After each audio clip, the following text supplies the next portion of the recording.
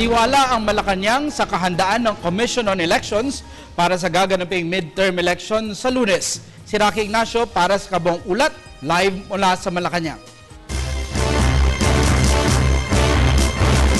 Maraming salamat, Atty. Mark. Nananatili nga ang kumpiyansa ng Malacanang sa kahandaan ng COMELEC sa pagdaraos ng malinis at tapat na halalan. Ayon kay Deputy Presidential Spokesperson Abigail Valte, dapat unawain na rin ng COMELEC sa pagiging basuri sa mga kailangan sa eleksyon dahil mandato nila na protektahan ang boto ng tao.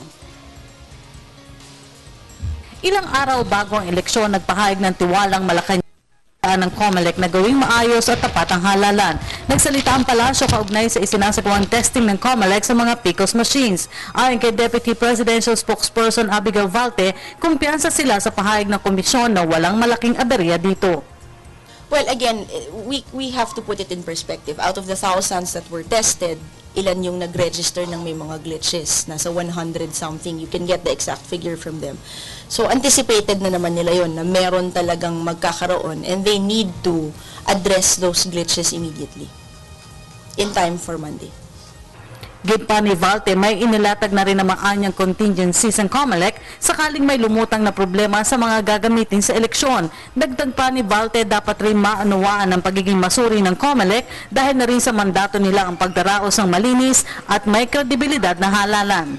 Marami rin kasing legal issues na kailangang sagutin ang COMELEC pagdating doon sa eleksyon na ito.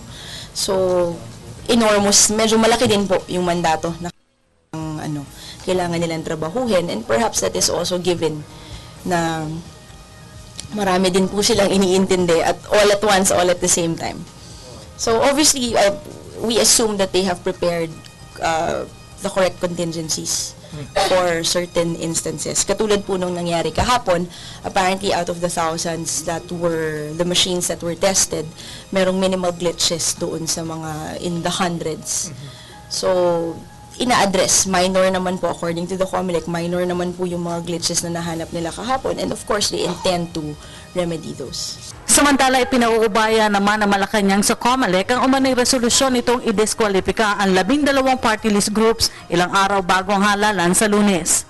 We're not aware of what sort of process and what sort of timetable the COMELEC was working on when it came to these 12 yung na.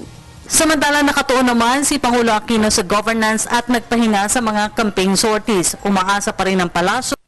Tatamo ang target na 12-0 pabor sa Team Pinoy. Nanindigan kasi ang ruling coalition na nananatiling matatag ang mga pambato sa pagkasenador sa kabila ng kontrobersya sa palagiang nangunguna sa survey na si Senator Loren Legarda. Well, those may just be assumptions. In the first place, we don't agree that there are cracks or a rift perhaps in the administration slate. We've always been of the position that the slate is solid, and this is reflected in their standings in the service. Nauna na nga sinabi ni Pangulong Aquino na nakasentro ang plataforma ng Team Pinoy sa transparency and accountability.